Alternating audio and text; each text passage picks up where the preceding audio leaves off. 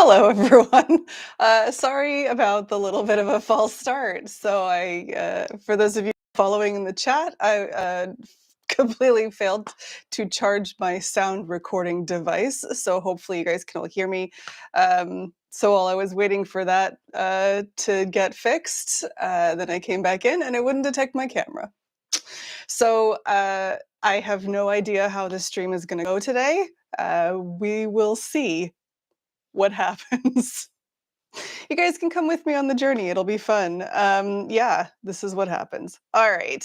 Okay. Thank you anyway for everyone who's been here and waiting. I appreciate your patience. Right. Let's get going with the actual show, shall we? Hello and welcome to This Week in Your Daily Star Trek News. Today is Sunday, May 22nd, 2022. Coming up on the show today, Star Trek Strange New Worlds is the most in-demand streaming series, with a couple of caveats, but it is officially the most in-demand streaming series. We've got new gameplay footage of Star Trek Prodigy Supernova, the new video game coming out later this year. Paramount stock, in a big surprise, jumps with the announcement of a big investment from Berkshire Hathaway, and a school in New York is teaching kids to communicate better using Klingon. My name is Alison Pitt, and today's show is supported by people like you through Patreon. To find out more and add your support, head to patreon.com/daily Star Trek news. Now, before we get going, I do want to remind you that all of today's stories are also available on dailystartreknews.com, including some that don't make it into the show today. Plus, we've got our sort of special weekly articles that happen, including Tease Trek Trivia Tuesday. We've got This Week in Star Trek History, and of course, our events listing that happens every week as well. So check those out on dailystartreknews.com. That's also the place that you can sign up for our Daily Star Trek newsletter that comes out every weekday straight to your inbox, and you'll never miss a thing. It's great. Anyway, so what's coming up on the show today? We've got the main news, and then we're going to do a little poll. We'll do show and tell first, and then we'll look at the poll results. The poll today is about Star Trek languages. So Star Trek languages fall into the category of, I think they call them found languages, or there's a term for it. But basically, they have matured over time because people have created them. So I want to know, if you could instantly speak any one language from Star Trek, which one would it be? You've got Klingon, which, by the way, you can actually learn on Duolingo, Vulcan, Romulan, or Tamarian. Tamarian, of course, is what they speak in the episode Darmok. So if you're not sure what Tamarian is, right. So those choices: Klingon, Vulcan, Romulan, or, Tamarian. Which one would you like? You can vote here in the YouTube live chat, or if you are not watching this, or you're watching or listening back later or whatever, you can head over to Twitter. The handle over there is @DailyTrekNews, and that poll will run overnight tonight. Okay. Let's go ahead and get started. And we're going to kick off today on a really, really happy note. If you have been watching Star Trek Strange New Worlds, hopefully you're loving it and enjoying it as much as I am. And we got official word this week from Paramount Analytics that Star Trek Strange New Worlds has ousted Our Flag Means Death as the most in-demand streaming show that's on right now. Now, there's a couple of caveats. You know, I'm a data person, so it's not the most in-demand streaming show ever or whatever. And of course, Our Flag Means Death has already completed its run, so it's not a huge surprise that a new entry would add into there. But they are actually talking about breakout shows, which means shows that are that have premiered in the last 100 days. So it's newish shows, but regardless, it is quite an accomplishment from Strange New Worlds, which, as you know, as of a couple weeks ago, was doing really well on Rotten Tomatoes as well in terms of critic reviews and audience reviews. Like I said, this is from Paramount Analytics, who, if you haven't heard from them before, I have. They're pretty reliable. Now, to put it into context for you, one of the advantages or disadvantages of companies or production companies using distributing through streaming services is that nobody actually has to report their numbers. So it's actually really difficult to know what actual streaming numbers are, but Parrot Analytics has been doing their analysis for many years. I remember talking about them when Paramount Plus, gosh, when CBS All Access first launched, Parrot Analytics was already a thing. So they're pretty reliable numbers. But like I said, they are there's some caveats around the big news. Here's what they said. Taking consumer research, streaming, downloads, social media, and other consumer engagement into consideration, Star Trek's Strange New Worlds comes out ahead of all other breakout shows, meaning a series which has premiered in the last 100 days. Um, in conjunction with overall positive reviews, the series is has got 31.5 times the average series demand. And it also, in addition to ousting Our Flag Means Death, it also pushed Moon Knight, of course, back down in the list, which of course is already finished as well. So, long story short, Strange New Worlds is continuing to have success. And what's great is that it seems to be, this is completely just my observation as somebody who goes around social media, it's actually even breaking out of the normal Star Trek circle on social media. I've seen big personalities that have nothing to do with Star Trek commenting on the content and the quality of the show. So if you're not already watching it, I would suggest you give it a chance. And I'm sorry for those of you who are over outside of the United States and Canada, where you have to wait until later on in June or later to see it. But when you do, I feel fairly confident that you'll enjoy it. Speaking of Strange New Worlds, I wanted to draw your attention to, obviously there's tons of marketing and everybody's doing interviews, but I wanted to draw attention to one particular interview we found this week that was really interesting, and credit to Chris Peterson on our staff for bringing this to my attention. So there was an interview by a website called comicsbeat.com, which we don't normally cover on this show, but they spoke to Bruce Horak, who plays the chief engineer Hemmer in Star Trek Strange New Worlds. And they talk a lot about, you know, his experience growing up blind and what it meant to him to sort of hone his craft and get offered a job on Star Trek. But the thing that is really interesting there is actually he talks a little bit about that, you know, the Star Trek universe is something that he aspires to. Here's what he said: "There's something about being able to tap into my own lived experience as someone with a disability who has fought against the ideas of impairment and the barriers, sometimes internal, sometimes external preconceptions of what I can and can't do, inabilities and things like that." So for him, it's important to be part of that universe. But the other part of this interview is actually talking about his portraits, which are actually pretty remarkable. So he started painting portraits in 2011, and what he said was he wanted to interpret his own vision and share that with his friends and family. He then expanded that, and he has a goal of painting 1,000 portraits, which I think he's more than halfway through. But it was sort of an interesting piece of his character as a person, as an artist and an actor, to learn that about him. And you can go and see all of those, well, not all of them, but you can see some of his artwork on his personal website. So let's see, yeah, it's brucehorak.com. And of course, comicsbeat.com is where that interview is. And it's a more lengthy interview, and I recommend that you go and read it for yourself. He's a really interesting person. And I personally love his performance. He's really grumpy and it's amusing. Anyway, go check that out. Highly recommended. That's all I've got for Strange New Worlds, because if I keep talking about it, I'm gonna devolve into like fangirl. I'm really loving the show so far, and I think, see, I'm doing it.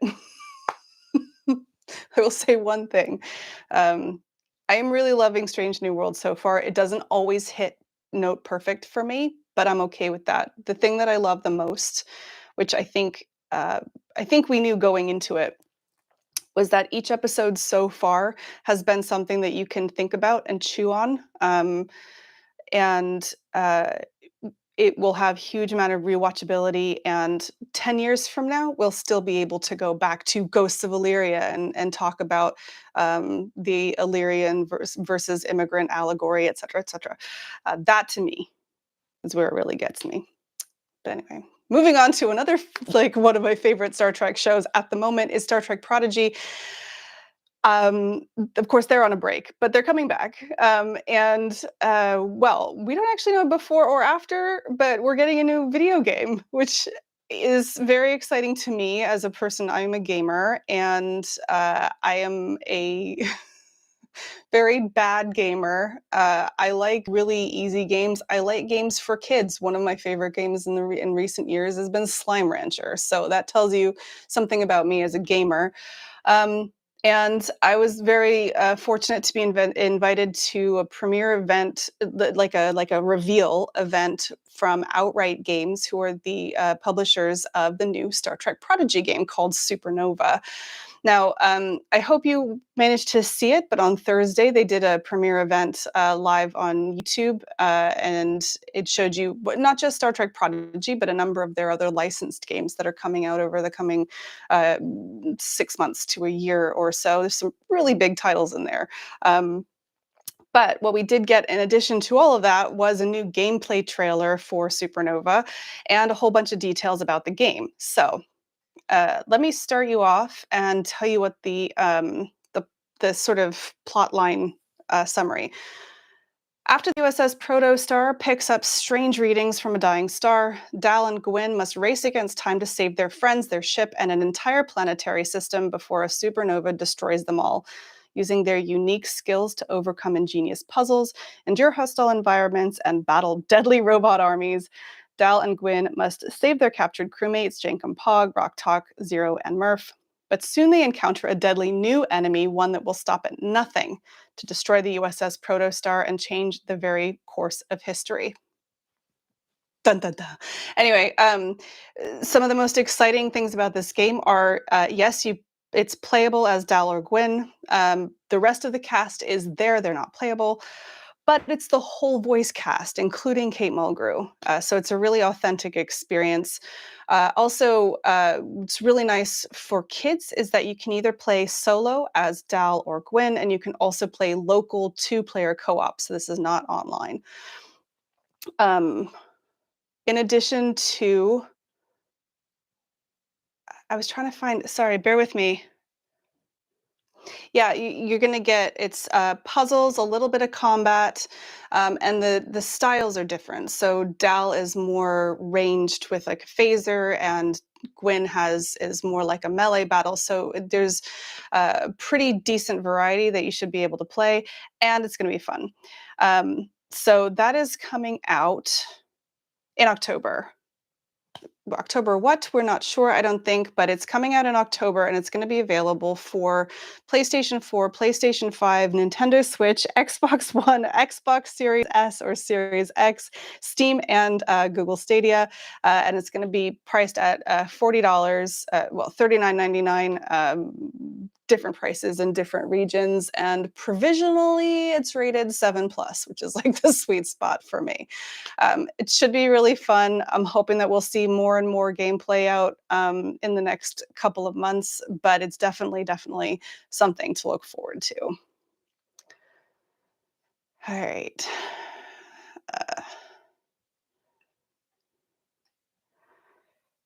It's annoying. There was something else I really wanted to tell you about, and I can't remember what it was. If I think about it, Oh, I know what it was. Yes.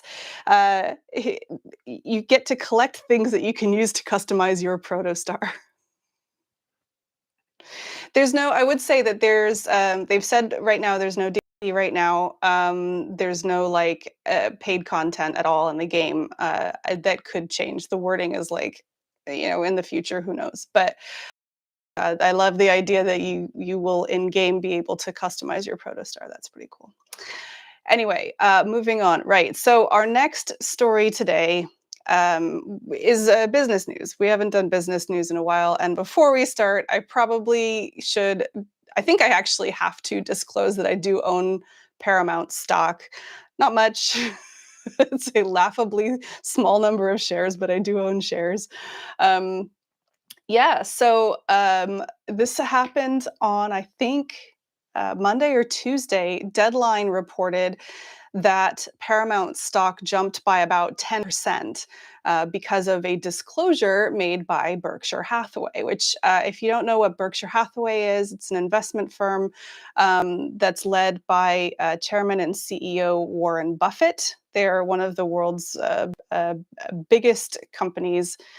Yes, it is number one on Forbes's Global 2000 list of the world's largest public companies with more than $958 billion in assets. Warren Buffett is, they're known for making big strategic investments. And on Monday, in an SEC disclosure, they revealed that they had purchased almost 69 million shares of Paramount stock over the first quarter of 2022. Um, uh, Deadline says that Buffett often looks for value in down markets, which he apparently saw in the restructured Paramount Global. They do note that streaming subscriptions topped expectations in the first quarter. So it's really interesting. Obviously, obviously, I'm not a financial advisor, but if you listen to this show and the type of things that they've got coming down the pike for Paramount Global, it's not particularly surprising. Although I would note that the stock price for it was Viacom CBS, and then Paramount has struggled a little bit ever since their merger in 2019. So this is a really big endorsement from one of the world's largest investment firms, and we'll see what happens. Keeping in mind that Paramount Plus is rolling out in UK and Ireland and South Korea in June of this year, with more to come. Who knows where that will go? Anyway, businessy business. That's all. We're going to end the news today on a really feel-good story coming out of New York. There is a school in Brooklyn called the St. Mark Catholic Academy in Sheepshead Bay, and they are using Klingon to help their students learn how to communicate better. Now, this comes via a report from NBC4 in New York. And the way that this works is that a lot of the students are learning English as a second language, and their teachers were having difficulty getting them to communicate. So their principal sought some help from ACES, which is the American Center for English Language Studies at St. Joseph's University, who developed a training program using the Klingon language that focuses on overcoming linguistic challenges, building confidence, and developing empathy. And basically, the way that it works is that everyone in the class is able to put themselves into a similar situation where they don't know the language. And because of that, helps build empathy and makes the learning environment more fertile. Another point that they brought up was that when you are able to act, when you have the protection of like a character, because it's not you, it can help the students be more bold in their speaking of a language that they're unfamiliar with. The assistant director of ACES, Rania El-Badri, she's talked about the program, and she said, one of the key parts of empathy is to think about what it would feel like for you if you were in the same situation. By putting themselves in a situation similar to their students, teachers are able to better understand the challenges that their students face and how they can help individual students overcome them. They're now familiar with the psychology and emotions of students in the classrooms, and that will influence the way that they teach going forward. So a really heartwarming thing, and lovely to see something like Klingon being used in that application, especially where it's actually making a tangible difference in people's lives. So well done to St. Mark Catholic Academy. Hopefully, I would love to see the results of that. Hopefully we'll hear more. So that is it for the news this week. It's not, there's not, again, there's not a huge amount going on because really we're pushing Star Trek Strange New Worlds. So in a minute, I will move on and show you my show and tell for this week. And I just want to remind you that there's a poll going. So if you're here with me on the YouTube live stream, don't forget to vote in the poll, which I think is, nope, it's here. I think it's mirrored to me. I'm not sure. It's one of those two ways. And vote there or vote over live on Twitter. I also want to remind you that this show is supported by people like you through Patreon. If you'd like to support us some more yourself, head over to patreon.com/Daily Star Trek News and find out a little bit more. Okay. So I have a really cool Star Trek show and tell today. And this one comes via, actually, most of you will probably have seen this before and or know. It is the book, The Star Trek The Next Generation Companion, by my dear friend Larry Nemeczek. This is not the original printing, obviously. We picked it up for very little at a used bookstore. Wait, Paul Wright says it's on my left. This is my left. So we'll try that. Yeah, okay, skipping back to the book, Mohammed in the chat points out that Larry calls this version Old Blue. Now, listen, books like this, you come across in various places. I actually love this. First of all, so this edition was published in 1992. And those of you smarty pants out there will know that 1992 is actually before the end of Star Trek The Next Generation.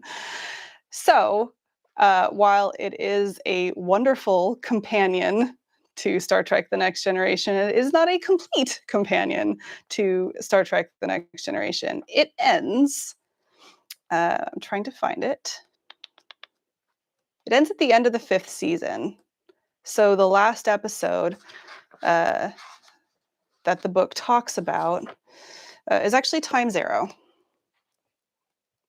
and the Inner Light. And the reason I wanted to share this with you, it's absolutely fascinating. I don't know if I've talked about it on this show before, but I am kind of obsessed with retrofuturism, learning about what we used to think the future was going to be like. I find it fascinating. Tomorrowland at Disney, that kind of stuff, mid-century modern stuff is just absolutely, really gets my imagination going. Sometimes it's depressing because where's my flying skateboard? But, but still, it's interesting. And so there's a piece at the end of this book called Beyond the Future, and in it, Larry is basically introducing you to what's coming. And of course, he has no idea what's coming because at that point in time, it was Deep Space Nine was just being developed. Anyway, my point was I wanted to read you a little bit of a passage of this because it's such a cool sort of stuck in time view of what would be to come in Star Trek. So here's what he says. And what would the coming years bring for TNG? Even looking past the conclusion to Time's Arrow, by the end of the 5th season, Rick Berman was already talking of a possible 7th year of shows going beyond the 6 for which the regular cast was originally optioned. The biggest impact on the series' immediate future was the mid-season announcement of a spin-off series, Star Trek Deep Space Nine, set to debut in January 1993, so after this book came out.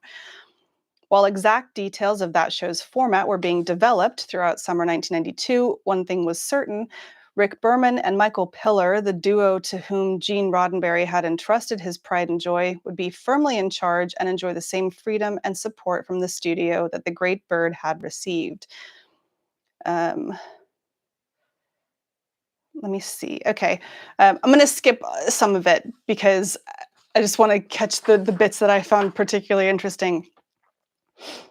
So referring to Michael Piller and Rick Berman, although they had planned to oversee both Star Trek series, the sheer time and energy involved in getting Deep Space Nine off the ground led to changes in TNG's writing staff for the coming 6th season. Jerry Taylor, on board since season 4 as supervising producer, won a promotion to co-executive producer, and Frank Abatamarco was hired on at her old title as her right-hand man.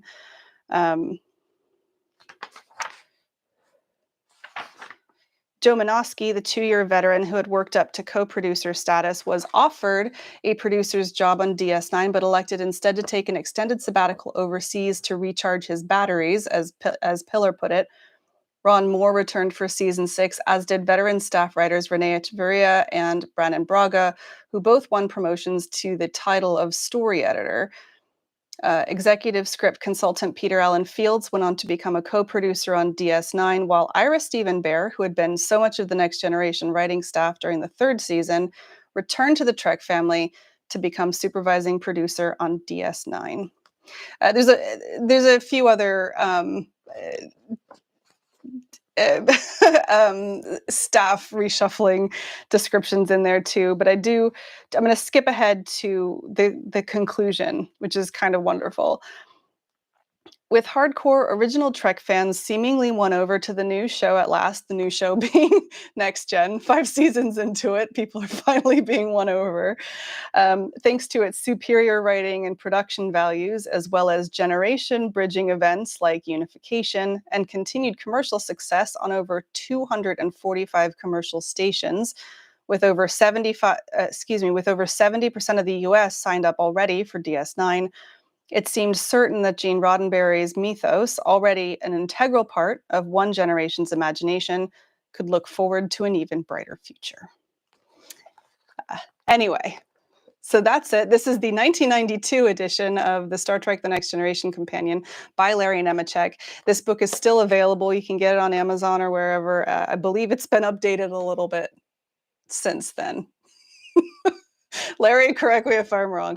Anyway, yeah, I just wanted to share that with you because I thought it was extremely cool. Right. So it's time for us to check in on the poll. I'll give you guys another minute or two to vote over here. Remember, it's if you could speak any one language instantly from Star Trek, which would it be? You got Klingon, Vulcan, Romulan, or Tamarian. So let's see what we're looking at over on Twitter. So on Twitter, with currently in the lead with 45% of the vote is Vulcan, which honestly surprises me. It's one of the, I guess, everyone knows Klingon, although that is probably the most, that's probably the best developed, I guess. But yeah, it surprises me that 45% of the vote is currently for Vulcan. 35% of the vote in second place is Klingon, of course. 15% is Tamarian, and 5% in last place, sadly, is Romulan, although we don't hear a lot of people speaking Romulan. I would make a really interesting note about Tamarian. I think we almost speak Tamarian already. Tamarian is basically like, if you had like, yeah, it's basically memes. You know, it's stuff like Charlie bit my finger, you know, it's, okay, I can't think of anything right now, but we're halfway there. It's similar to how, you know, some people say that emojis are a little bit like hieroglyphics, that pictorial language again. It's very similar. Anyway, I'm going to end the poll here. Dun, dun, dun. I need dramatic music to play while I'm waiting. All right, so you guys in the chat. Oh, with 47% of the vote, Klingon's in the lead. The good news is you guys can learn it on Duolingo.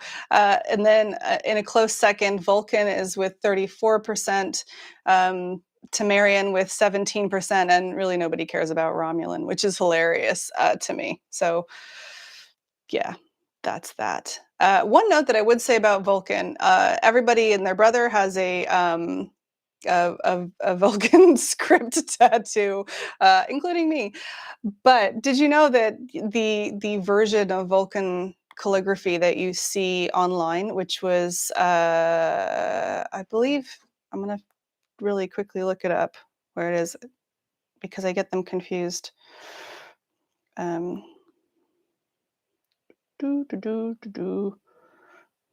Nope. I'll find the website for you because all of the Vulcan calligraphy artwork that you see pretty much originates from one site, which does a very good job of actually teaching you the Vulcan calligraphy alphabet and also Vulcan handwriting, which is slightly different, and how it's all put together and everything like that. It's a good website, but it's almost all comes from there. Did you know that you can't actually write that script with your hand? Uh, uh, you can try. Well, you can draw it, but it doesn't. If you've ever tried to use an actual calligraphy pen, you can't do it. Anyway, there you go. Fun fact. All right, guys, that's it. That's it for the show today. But if you're here with me in the YouTube live chat, stick around because we'll chat about some stuff at the end. Otherwise, if you are not here, sorry, there's a little piece of fluff that keeps floating in front of my face. If you were listening to me on the podcast, please come and join us over on YouTube sometime because it's a lot of fun. Anyway, that is it for this week in Daily Star Trek News. Thank you so much for listening. This is just a reminder that you can find all of this week's stories, including some stuff that didn't quite make it into the show, over at dailystartreknews.com. It's also the place that you can sign up for the Daily Star Trek newsletter at dailystartreknews.com/contact. You can get all the stories delivered to you every weekday morning, and you basically don't have to do anything except give us your email. It's very, very easy. Anyway, thank you again for listening. This show is produced by me, Alison Pitt, and the stories here were written by Chris Peterson, Marina Kravchuk, Jack Brown, T. Rick Jones, and David Powell. Today's show, of course, was supported by people like you through Patreon. You can find out more and add your support at patreon.com/Daily Star Trek News. I will be back next week with more of the Star Trek news you need to know. I'm Alison Pitt. Live long and prosper. All right. Uh, so I'm rushing today because I'm really paranoid that I didn't charge my receiver enough. So if I get cut off and you can't hear me anymore, you just let me know. Hello, everybody. Thank you for your patience today. I very much appreciate it. Sometimes things are a little bit, bumpy. That happens. I can see Captain Gecko Rivera in the chat. Hi, Al. Allison, when the poll ended. Yes. See, you're already there. Okay. So before we get started, I wanted to make an interesting observation. So some of you may have actually seen okay, let me step back for a second. On social media, if you ever at me and I do not reply, it's not personal. I turn off notifications for everybody that I'm not following, and I don't follow many people. Unfortunately, that is a protective move because I like to keep my walls up on social media. If you ever want to give me feedback on the show or anything like that, please email at info@dailystartreknews.com. That's the best way to reach me directly. Anyway, because of that, I have all those notifications turned off. I asked a question on social media on my personal account the other day, and I got a lot of replies, and I didn't realize quite how many replies I got until I happened to go and see. I was asking folks how you classify the different eras of Star Trek. Now, the reason I'm going to just because a lot of people seem to have read into this a lot more than I'd intended. I'm actually, my day job is a data visualization specialist, and I'm putting together a visual history of Star Trek, data viz kind of thing, and in order to kind of condense the information to an audience that is not super well versed in Star Trek, I was looking for a way to break down the sort of different distinct production eras of the show and the movies in a way that made sense, in a way that you could be like, okay, yes, this is lacking nuance, but it's a good classification. And oh boy, a lot of people seemed really insulted that I would even ask the question because yes, all Star Trek is Star Trek, obviously. Um, but where it was aiming was like, how would you break it down if you were explaining it to somebody? So it sounds like most people are actually we're kind of where I was, which is that you've got the classic era, which contains the original series and the animated series. Then you've got sort of that chunk of 4 shows in the middle with Next Gen, DS9, Voyager, and Enterprise. And then you've got the Kelvin timeline, which is still going on, but it's kind of, you know, that little in between period. And then there's you can call it whatever you want, the Discovery era or something else like that, where we've got basically the shows that are still currently in production with the whole like new, streaming led, blah, blah, blah. And it seemed like that's kind of where we ended up on. But I just wanted to clarify that because, guys, don't read into stuff. Sometimes people just ask questions. Don't get defensive. Al Rivera in the chat says that was me. Sorry, my bad. It's absolutely not you. It was the vast majority of replies were like, all Star Trek is Star Trek. And I was like, no, I literally asked, how would you like group it? But guys, don't get defensive. Anyway.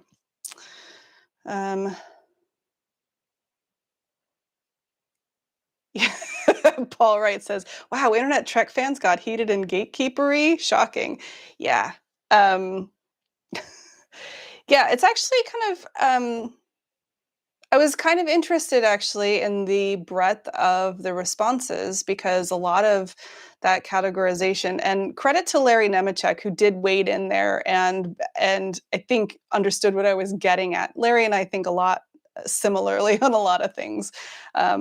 And tried to help me out a little bit. So thank you, Larry. But yeah, it's really interesting. Al Rivera points out gold, silver, and bronze era. You had various so somebody categorized the newer series as the Spinerverse, I think, which I think is fantastic. I want to see that movie. And yeah, it's you guys, the Trek fandom is a weird place.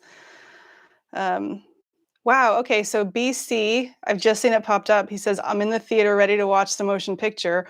Awesome. Get off YouTube. You're going to piss people off. Anyway. So if you guys are at all interested in data vids, etc., check out, it'll be done at some point. I don't know. I don't seem to have any time because I think for those of you who are in the chat while we were unceremoniously waiting for my mic receiver to charge, I revealed that I actually spoke to a co-executive or co-producer of the Orville, Tom Costantino, who's really fascinating. If you don't already follow him on social media, he's really great. He gives lots of behind the scenes stuff from the Orville, and he's really, really interactive with fans. He's a wonderful guy. And we chatted a little bit about what's coming up in season 3 of the Orville, which starts next week. And also, what the heck happened? They were in the middle of shooting season 3 in 2020 and everything got shut down. They've actually had a couple of people have passed away. Sorry, that's not funny. That's not funny at all. I don't know why I laughed, but we talked about that as well, how you as a production kind of cope with that and change that. It's a wonderful discussion, and hopefully that'll be out this week for you guys to enjoy. I'm curious, actually, if you're in the chat and you watch the Orville, just give me a thumbs up. If you don't, I'm kind of curious to why you haven't yet, because it's been out now for several years. I actually went back and started watching. I don't know, I was just looking for something uplifting yesterday. So I went back and watched the premiere episode of the Orville, and man, it's way better than I remember. I'm trying to think of what year that came out. I think it might have come out. It must have come out after Discovery had started. It must have done 2017, maybe. And I remember not being that impressed because they in the first episode, they did this stupid joke where they ran over Yaphet. And I mean, it was just stupid. And looking back on it, having known those characters for 2 seasons and seeing where the show has kind of evolved into, those first couple of episodes are really, really good, and they went hard in a time when Discovery was being very highbrow and drawn out, plot lines and stuff. The second episode was about the captain and the first officer being kidnapped and put in a zoo. The third episode was about a girl, which, if you've seen it, is, like I said, hard hitting. Mocklins are a single gender species, and when sometimes very rarely happens, a female child is born, they have to go through a trial. They go through a trial over whether they will be allowed to keep her female. It's a really, really, really good episode. And yeah, anyway, they went hard, and it really never stopped hitting hard. I think we left it pretty dramatic at the end. I mean, some time travel shenanigans. I can't even remember exactly at the end of season 2, and season 3 is going to be good. Anyway, yeah, watch our interview later this week and get hyped. That starts on June 2nd. So, um, Robert Kaiser says, I saw one mid-season 1 episode and saw that it's not really for me. If I want McFarlane's humor, there's better shows for that. If I want TNG, I actually watch TNG. There's a couple that I would actually recommend watching. One of them is about a girl. The other one is, there's a wonderful episode, and I can't remember the name of it, but you guys are going to make me get out IMDb. It's the one where Commander Grayson accidentally makes contact with a small girl on an away mission, and she tries to fix it, and it's mad idolatry. It's the season 1 finale. I think it's the one. Yeah, she makes contact kind of in a split second decision, and it ends up having huge consequences for that society. There's no first contact yet, and it's just a wonderful episode. I don't want to ruin it, but there's some McFarlane humor in it, which I'm not a huge like Family Guy type of person, but there's also really, really good Star Trek in there. I would say, whatever, I could rant about it all day because I'm a total fangirl. The Orville is, I think, humorous with a really good Star Trek heart, and Strange New Worlds is now, I think, kind of sneaking up on the Orville, which worries me a little bit, but I think Strange New Worlds is more serious with a smattering of humor, where Orville is more humorous with a good helping of seriousness. Whatever. Yeah, Al Rivera also points out there's a social media one. Yeah, they're really good. I mean, these are, I would say that the lessons in them are very hit you on the head. But if you're a fan of the TOS style storytelling and the TNG style storytelling, it's really good. Anyway, I lost my train of thought, guys. I'll scroll back to the beginning. Oh yeah, somebody pointed out very early on, Vangelis passed away this week. I checked it out. Sadly, has nothing to do with Star Trek. However, was very influential for a lot of people in the sci-fi space.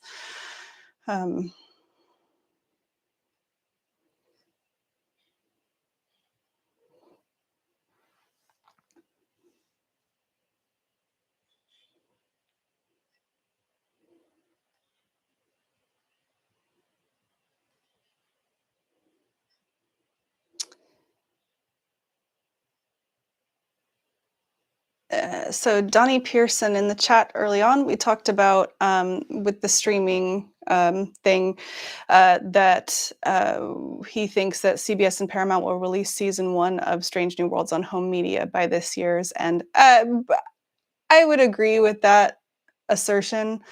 They usually like to, I mean, the time those things come out in October. They come out in October because people buy them for each other for Christmas. That's and Strange New Worlds will be over by the end of June. It's the timing's right, so I would think so.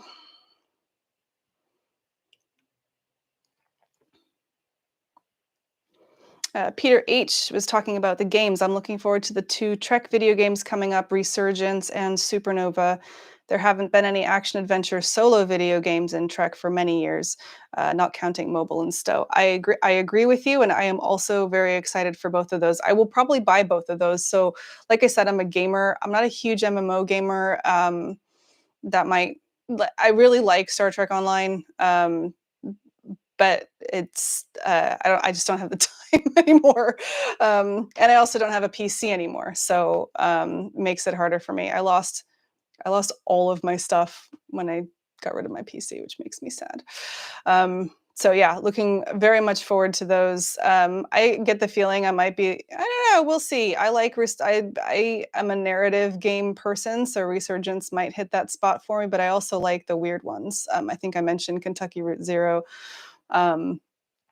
last time on this show, which is, by the way, fantastic from Annapurna Interactive. It's weird, but it's very good. But yeah, Supernova is good. I like kids games. I still hope they put an easy mode in. I like easy mode. David Gregory says, I'd like to go back to some gaming, but the time commitment is a bit stretched. Yeah, I have the same problem. I think that's a common problem actually with a lot of people. What I'm hoping is that something like Supernova will be at an easy enough level that because it's geared towards 7+, it's not like you can dip in and out, and it's not going to be so difficult. Like sometimes you need a real steep learning curve to remember how you did stuff.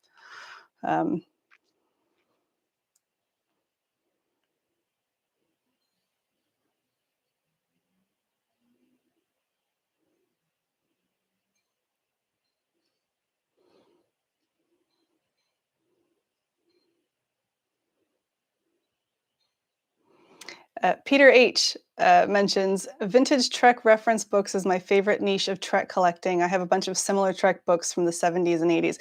Yeah, me too. I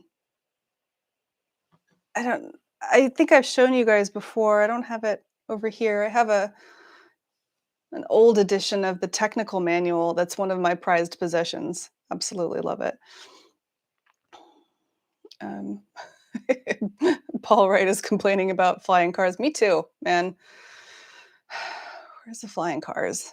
And mostly it's like replicators and stuff, because I don't know about you guys, but I have to cook dinner like every night, and it's really boring.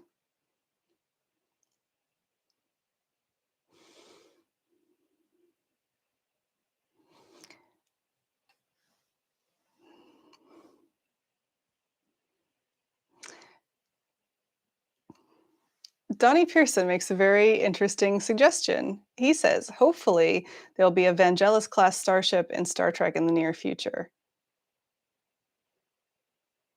Huh. Is there not already? I mean, there's an everything class. I'm pretty sure there's an Alison class. If I just haven't found it yet.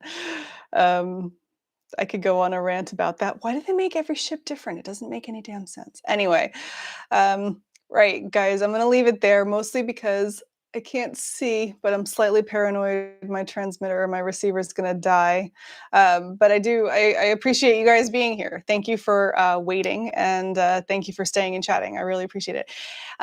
I hope you guys have a lovely week. Look out for my interview with Tom Costantino later in the week, and of course, Strange New Worlds, which is, whoa. Have you guys seen the preview? It's on social media. We usually do a preview post. So if you subscribe to the newsletter, you'll get to see the pics and everything. It's the Gorn. I'm excited. It looks like a cool episode. Anyway, yeah, that's later this week. Anyway, Thank you again. I will talk to you guys next week. I hope you all have a wonderful week and live long and prosper and all that. Bye, everyone.